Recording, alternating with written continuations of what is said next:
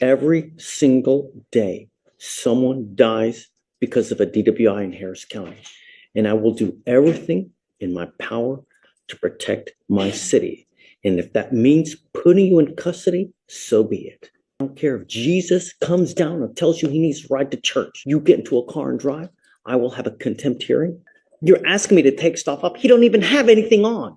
And now you have a DWI crashing and burning before our eyes. And what I don't want you to do is leave a wake of destruction in your path. This is one of those courtrooms where excuses simply stop working.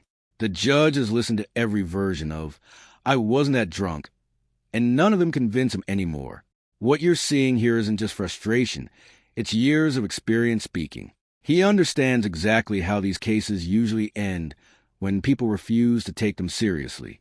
And he's shutting the nonsense down early before it grows into another tragic headline. So think about it for a moment. If you were the one sitting in that defendant's chair, would your explanation honestly sound any different? Probable cause, you have the right to remain silent. Anything you say can or will be used against you. You have the right to have an attorney present. If you cannot afford one, one will be appointed to you, man. Yes, Judge.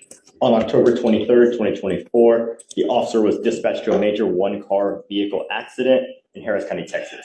The officer made contact with a witness who observed the motor vehicle had left the scene but was still blocking a moving lane of traffic and had struck a school zone signpost. The officer also observed the defendant's motor vehicle had crashed in the direction moving against the flow of traffic, and the witness identified the defendant as the driver. EMS saw the defendant in the driver's seat of the crashed vehicle with her feet sticking out and the engine still running. Upon contact with the defendant, the officer observed bloodshot eyes, slurred speech, and unsteady balance on the defendant's person, along with a strong odor of an alcoholic beverage, and general disorientation and slow responses. When asked about the accident, the defendant stated she may have fallen asleep but did not remember the crash occurring. The defendant admitted to drinking and consuming Adderall, and she said that she was the sole occupant and operator of the motor vehicle. The officers recovered 2 open alcoholic beverage containers from the passenger side floorboard. Drinking while driving? Yes, Your Honor.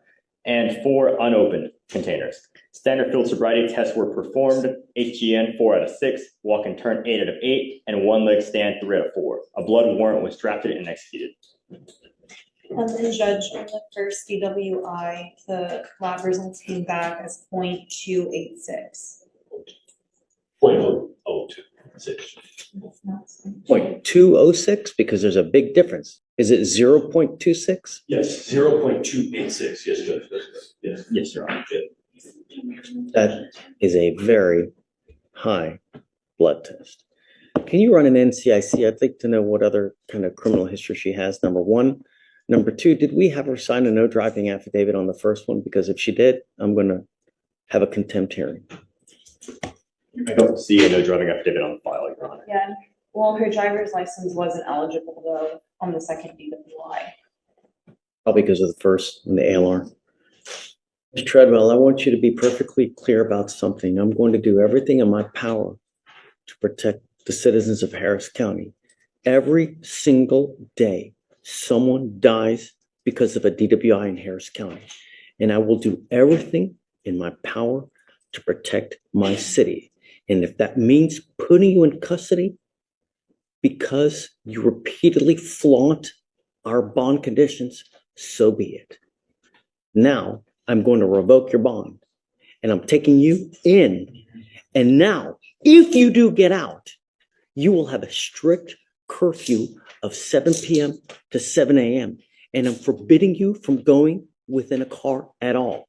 You will now be signing an affidavit, and if I find that you drive, and I don't care what your reason is, I don't care if Jesus comes down and tells you he needs... Let's pause right here, because a 0.286 blood alcohol level isn't just a bad night. That's nearly 4 times the legal limit in most places. At levels like that, people often black out, lose coordination, and sometimes don't even remember getting behind the wheel at all. And the judge's reaction tells you a lot about the situation. This wasn't simply punishment. It was immediate intervention. Bond revoked. GPS monitoring ordered. Alcohol scram attached. These are safeguards designed to prevent a tragedy before it ever happens. So be honest with yourself for a second. Should someone with numbers like that really be trusted to drive again? To church. You get into a car and drive, I will have a contempt hearing. Every time you get into a car, it's up to 6 months in jail and a $500 fine. On one ankle, you will get a GPS monitor. On your other ankle, you're going to get a scram device, so I know that you're not consuming alcohol. As it stands now, I'm revoking your bonds and I'm putting them both at $25,000. Do you understand? She goes with you. Get the GPS and the scram, and they said there was an issue and went and put it on. I looked through his condition. Oh, now we have a problem. Yeah. Now we have a problem because now it's very possible I'm putting you into custody for not getting your stuff within the time you're supposed to get it. Still have one more day today, sir. But I did go and they emailed that I did show up. I did show up to get my scram yesterday, and I was not in the Order in system. the court, They said that they please. emailed the court and said that I showed up to do it.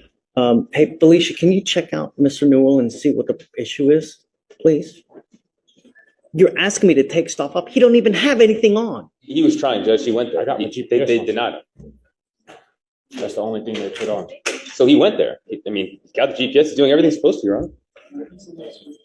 I don't own a vehicle. My concern is public safety. You have a manslaughter from last year, a felony assault, and another assault. And now you have a DWI. You're crashing and burning before our eyes. And what I don't want you to do is leave a wake of destruction in your path. That's what's happening. And I'm going to do everything in my power to stop it. If it's an inconvenience to you to have this, every day there's a death in Harris County because of alcohol-related collisions. It's not going to happen on my watch. Do you understand, Mr. Newell? And if it's an inconvenience to you, I was trying to do it. the other thing is a lot of the other judges here would make you pay for it. And for this, you'd probably be in the hole around $1,200 a month. I'm paying for you so that there's no excuse. And you still have yet to have the device on. As of now, he's currently in compliance. He does have one more day to obtain that device. Why? He's saying they kicked him out. Okay. Emailed the court. Yes, I see the email right here. That's not stated on here. It was stated that. So let- But he has conditions of bond and told to apply with the IID condition. He stated to our officer that he lost his job, but did not have a card into the DWI. Does not have money to hire an attorney. He got his GPS and said that he will pick up his scram device. He said that yesterday. And then I don't have any reports following that. So he's here now. Let's send him down to pretrial to get everything right now. I'll send him an appointment. Okay, we're sending you right now to get everything right now. Yes, we just. The only thing, Mr. Newell, the only thing I'm asking you to do is don't kill someone, man. That's all I'm asking you to do, you know? God forbid you dig yourself into a 50-year hole because of some catastrophic event. I'm trying everything in my power to prevent that from happening. Do you understand? So that's all I want. In time, if you show me that we can trust you, and it's not just, okay, I'm all better. I'm going to be little bunnies jumping in the woods. No, I need proactivity to show me that you appreciate everything, then we can talk. But at this time, with the kind of criminal history you have and the fact that we have a death in 23, no, I don't think that this is unreasonable.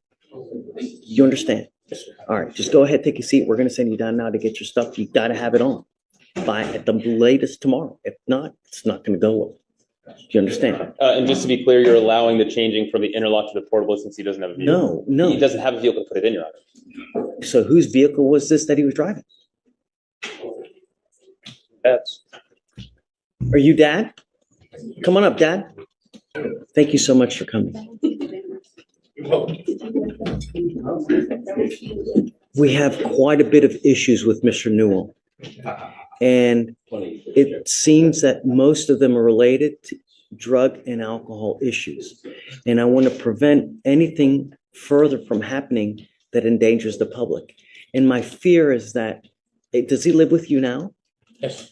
If there's a car at the house, he has access to it. And the problem is that when the cat's away, the mice will play.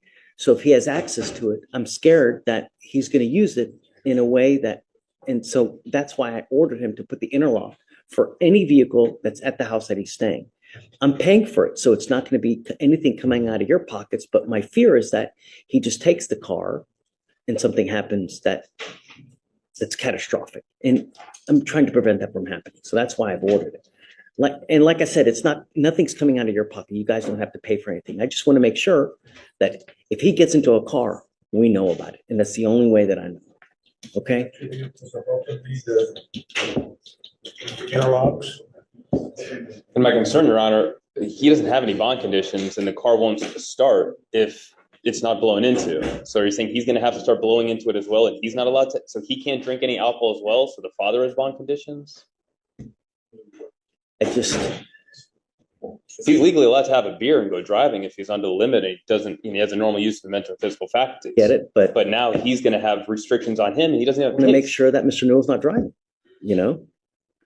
I mean,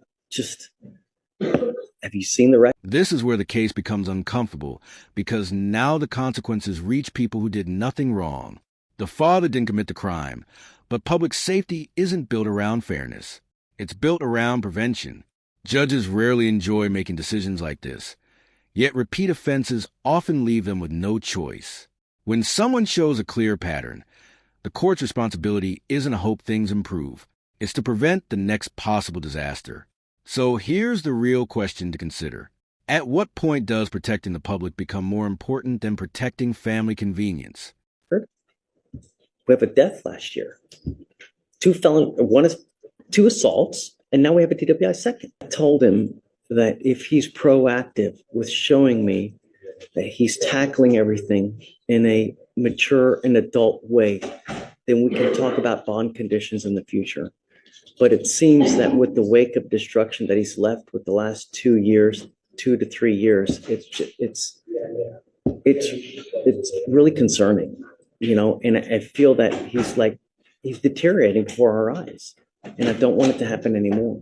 And, my fear is that something happens catastrophic. He gets into a car and just takes off and does something that's just, you can't dig yourself out of. That's all. That's my fear, and I don't want it to happen. Okay. I'm sorry, but Mr. Gold, we'll talk in a couple months. If he's doing well, proactive, come back and we can talk. So the conditions are staying. I mean, you see my concern that it's now impacting his father since it's not his cars. I understand your concern, obviously, Judge. I just have to advocate for my client and his father doesn't even have conditions. I'm not begrudging you for it, Mr. Gold. I never will. Question, Your Honor, though, is does he need a second interlock now? Okay. Yeah, and I'm going to pay for everything for you, okay? So that it's nothing out of your guys' pocket, okay? Just make sure he's not driving. He signed an affidavit not to drive. If he drives, I can have a contempt hearing and he's facing 6 months every time he drives. So please, okay? Okay. Good luck to you. If you ever need anything, come back to us, talk to us. We're happy to help you in any way and anything you need, okay?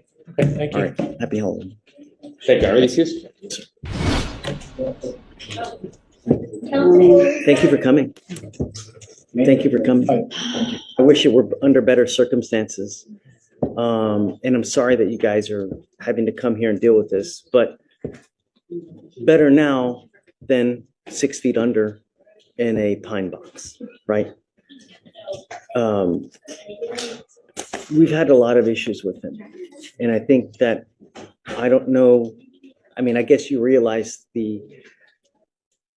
and the spiel that I give to everybody is that you watch the news, which I hope you do, every day someone dies in Harris County from a DWI.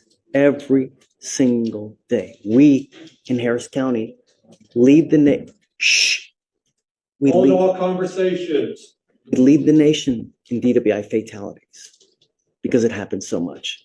Is it because we have 4 million people here? I don't know. Is it because Harris County is 3 hours from one side to the other? I don't know. But that's what it is. And it's disgusting. And what scares me with him is he has 3 open DWIs in 3 different counties. That is extremely scary. And we're lucky that no one has been injured. A life has not been taken because it could have gone so much worse. The reason that it's taking as long as it is because he does not have, I'm presuming he doesn't have a lawyer in Nueces, right? This time, that's correct, Your Honor. If you guys are able to get a lawyer for him down there, hopefully that can speed up the process to get everything working. Because here in Harris County, we have so many cases, we have so many people in custody that we move it like crazy. We're very, very fast. We're a fast moving criminal justice system here. Fort Bend is building their way up to being as big as we are. So they're a little bit slower, but in the other counties, in like Brazos and Nueces, Corsicana, and they do things a lot slower. So if you pick up a case, you may not go to court for 6 to 8 months, and then you start dealing with it. It looks like that's what's happening over there. Did let the family know that even though they don't have a court date yet in Nueces, getting a lawyer down there, they can talk to the DA and they can start working on the case and talking to myself and the Fort Bend lawyer, trying to get a global deal done prior to any court date even being scheduled. Because I mean, the case is open and pending. I mean, it's there. So that's where we are for now. But I think the bond in Harris County is the only thing keeping him from going home to his family. And so we're trying to figure out a way to see if the court would allow him to post maybe a lower amount for bond. It scares me to let him out. It scares me to let him out. He's repeatedly shown us that he refuses to comply with bond conditions. If I let him out, what's going to happen? Is he going to pick up a fourth? Well, I know you're going to say no, but history tells us otherwise. Sam, but I see where you're going with that. But my son is a 21-year-old kid. He's still a kid to me, and he messed up 3 times. Yes, he did. But he's ready to come out and do right with society and do the way he's supposed to. He's gonna come out. He's gonna live with me. He was out there living in Corpus because he turned into a welder, and I never agreed with him. I told him, I said, I don't like that for you. I'm a roofing contractor. He's gonna be living under my home. He's gonna be staying with me. And I will be giving him a ride to wherever I need to take him to get his stuff straight. That's what I have, and that's what I want from him, and I know that's what he wants too. He's not a bad kid like that. He's not like what we're writing him off to be. And I see your position, and because you're telling me about all these fatalities and stuff, but that's not my son. Twice he was caught. He was parked. 150 times I tell you at AA that you're probably going to kill somebody. Of those 150 chances, he's got 2. He decided to stop and pull over and he didn't crash with anybody. Yes, he got caught 3 times. But he's ready to not ever drink again. How many times has he not been caught? He's young. He hadn't been drinking. He hadn't been drinking until 21. Because he left and he was living on his own. He was living in my house. He didn't want to be here at my house anymore because he went out there to work. But he being a young kid, he lost his girlfriend. That we had a cousin of his committed suicide, so he had a lot of stuff going on in his head. But now this is real to him, and he's learned his lesson. He's ready to be out here, and he needs to come out here and start working. He's gonna work for me, and he's gonna make money to pay for all this mess that he got himself into.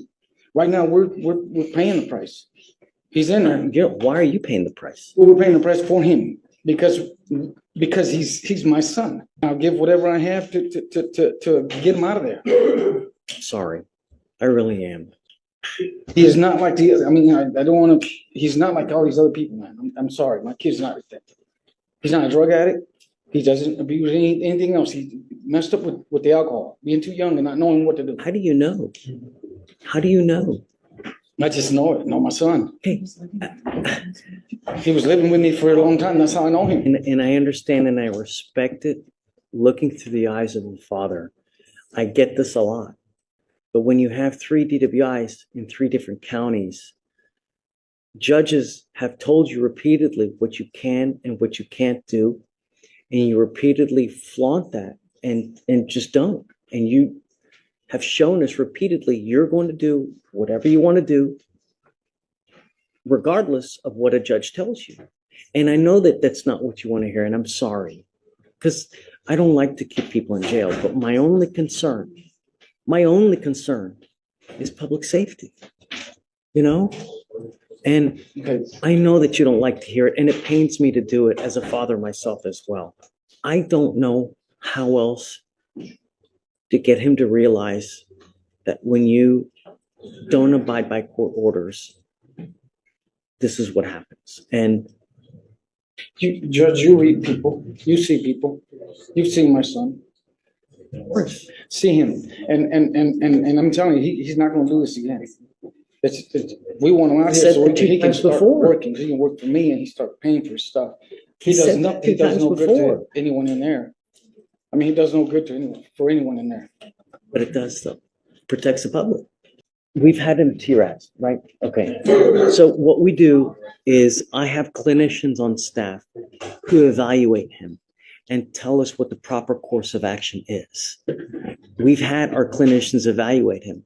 And what that is that it's a treatment facility that's kind of like a long-term rehab type facility where it teaches him how to deal with the issues, cope, and not use alcohol as a way to cope, as a coping mechanism. After he does that rehab, we have him going into sober court, which is a long-term, an 18-month program that supervises him by one of the actual judges here that keeps him under their wing and meets with them on 2 times a month, where he would come to court, meet with them to ensure that he's on the straight and narrow. While he's with me now, I can pay for it. If he's on the outside, I can't pay for anything. That program with other people. Right. And unfortunately, we want to do that, but I can't do anything until those other 2 cases are resolved. The idea what Will had was you've got a lawyer in Fort Bend. You have to get a lawyer in Nueces. Once you do that, we can work together all as one unit to resolve all the cases at once. And then we get them into this program. And hopefully the other counties will see it, that this is what we want to do. We've got a long-term solution to help him keep sobriety. It's okay. Is this program, does that mean that he has to be incarcerated during the entire? It's an inpatient treatment facility, correct. He would go from custody and jail here straight to the treatment facility. So he wouldn't be incarcerated, but he would not be released in between. He would go straight to the. It's not too terribly long. It's around a 6-month program, 6 to 8, 6 if you respond well. And after that, we let them out, and it's an aftercare program where he meets with us. He literally meets with the judge 2 times a month to ensure that he's on he's doing well. And if he does well, he gets rewarded throughout the program. They help him get his license back, help him job searches. So it's a really rewarding program. And the idea is to get him to recognize this at a young, early age now, before it spirals out of control at a later date, or either that or before you do some catastrophic damage where you're now ending up with a 40 or 50-year sentence. That's the goal. The treatment facility is called SATF, SATF. It's an acronym. It's Substance Abuse Treatment Facility, SATF. But we can't until Nueces is on board as well. I'll talk with the family more, Judge. You want to use all this money to get him out of jail. He needs a lawyer over there. The money, instead of getting him out, probably be better spent with the lawyer in Nueces, so that we can work all together to find a great resolution. Not just getting him out and hope he does well. We have the tools, and I can pay for everything for you. It's a $30,000 program that I'm willing to pay for you. Not to mention aftercare, which is probably another $15,000. So we are footing the bill for everything. But I can't do that if he's on the outside. Okay. I know that it's not the answer that you want to hear, but it may be a blessing in disguise. Work with me. I want what's best for your son. We're not here just to throw away the key.